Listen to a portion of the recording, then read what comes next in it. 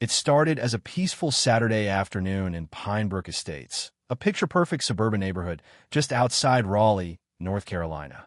Tree-lined streets, freshly trimmed lawns, pastel-colored mailboxes, and houses that all seemed to match a blueprint of idyllic American living. Pinebrook was the kind of place where the HOA, Homeowners Association, regulations read like bylaws for a country club. And for Daniel Mercer, that was supposed to be a good thing.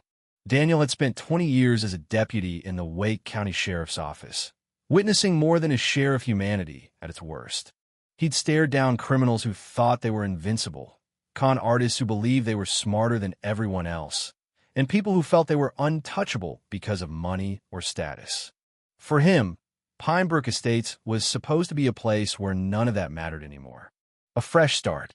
He and his wife, Celeste, had finally bought their dream home here, with its white shutters and wraparound porch. Their 16-year-old son, Marcus, had already started making friends at his new high school.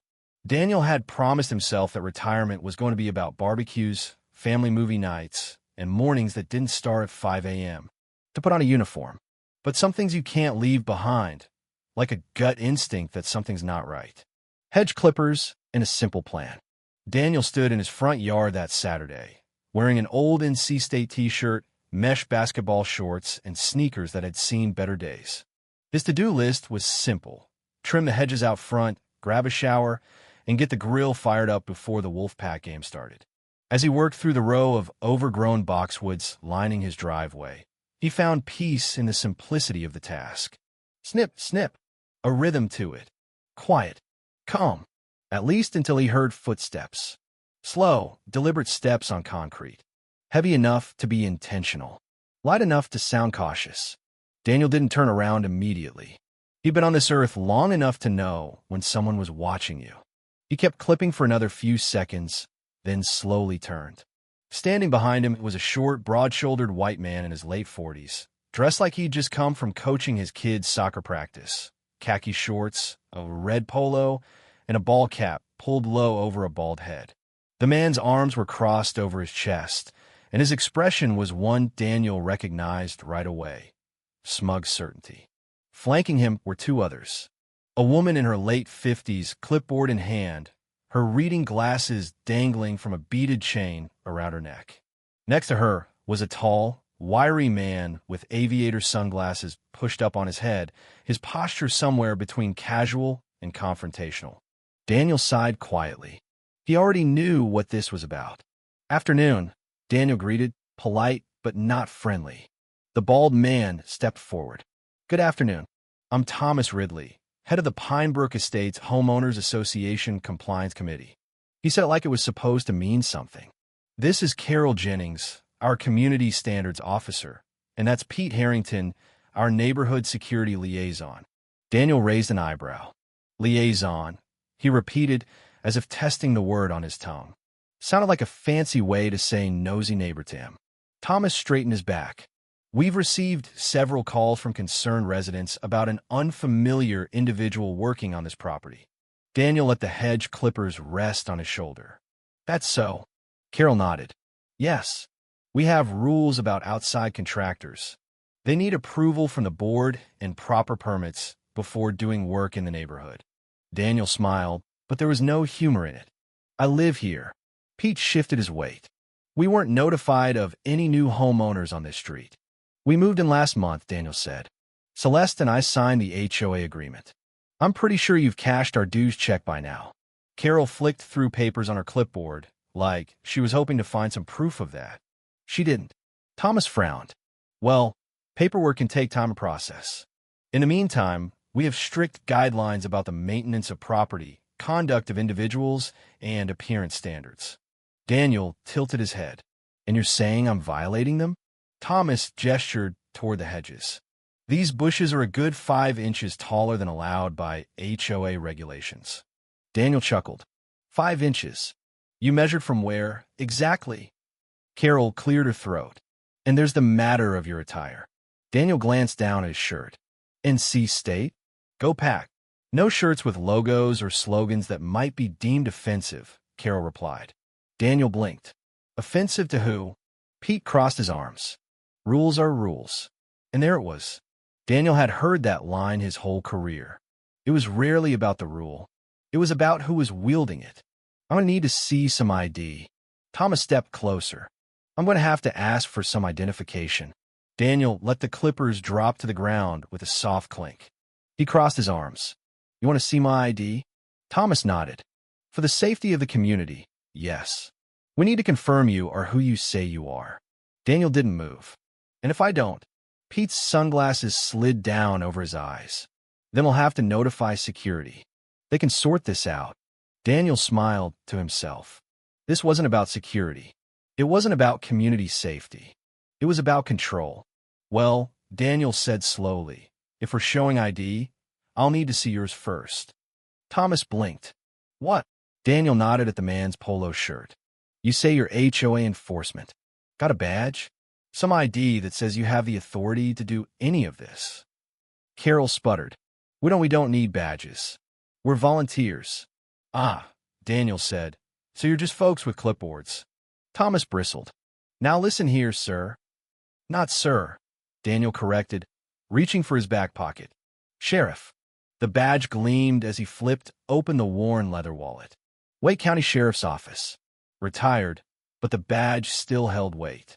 Pete took an actual step back. Carol's face went pale. Thomas? His jaw clenched tight enough to crack his molars. The power shifts. Daniel let the silence sit for a long moment. Then, calm as anything, he said, Now, about that ID. Thomas scrambled for words. This isn't about you being law enforcement. No, Daniel said. It's about me being black. Thomas went still. Daniel wasn't surprised. He'd seen it too many times.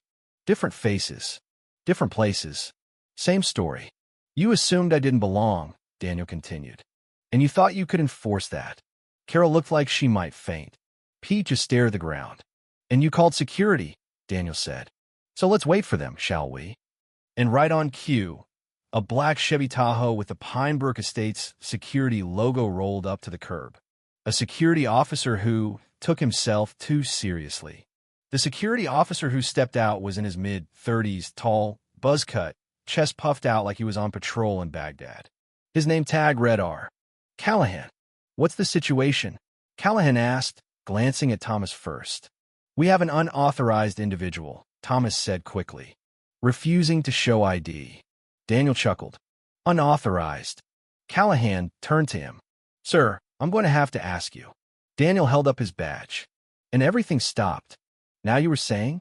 Callahan's tone changed immediately. Oh, sir. Daniel let him squirm for a moment. Then, cool and calm. You were about to ask me for ID? Or tell me to leave my property? Callahan flushed. No, sir. I didn't realize. That's the problem, Daniel said. You didn't bother to find out. And then Daniel reached for his radio. Dispatch, this is Mercer. I need 2 units at Pinebrook Estates. Possible impersonation of law enforcement and attempted unlawful detainment. Panic ensues. Thomas's face drained of color. Carol's clipboard slipped from her fingers. Pete whispered a prayer to himself. Callahan took a step back toward his Tahoe. Daniel pointed at him. Stay put. And then he turned back to Thomas. Start talking. Because when my guys get here, they'll want to hear all about your little HOA police force. Thomas swallowed hard. We didn't mean to. You meant to intimidate me, Daniel interrupted. You just picked the wrong guy. And 2 minutes later, red and blue lights lit up the street. Real law enforcement. Sergeant Elijah Foster was the first out of the patrol car, tall, black, and radiating authority. He took one look at Daniel and gave a slow nod. Sheriff Mercer. Sergeant, Daniel greeted. Foster turned to Thomas. Problem? Thomas stammered. Carol shook her head quickly. Pete looked like he wanted to cry. Foster wasn't buying it. You tried to detain him? Thomas hesitated. We just asked for ID. Foster raised an eyebrow. On his property. Officer Lena Alvarez joined them, getting statements and collecting IDs from everyone involved. Pete muttered something about misunderstanding. Carol kept whispering, I'm sorry, over and over. Callahan tried to distance himself from it all. I was following their orders, he insisted. Without verifying anything, Daniel pointed out.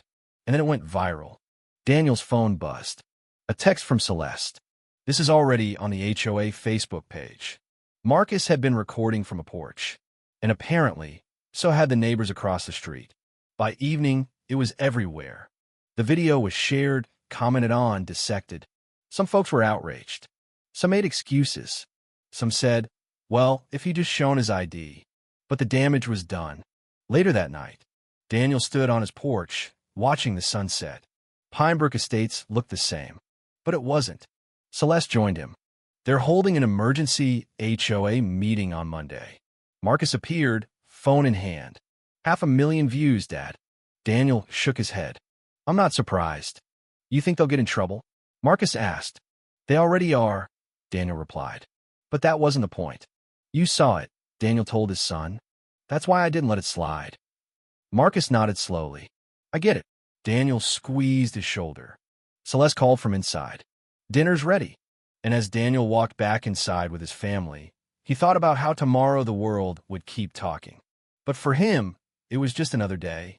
Another reminder that sometimes you have to stand your ground. Because no matter where you are, some people will always question if you belong. And that's why you don't back down.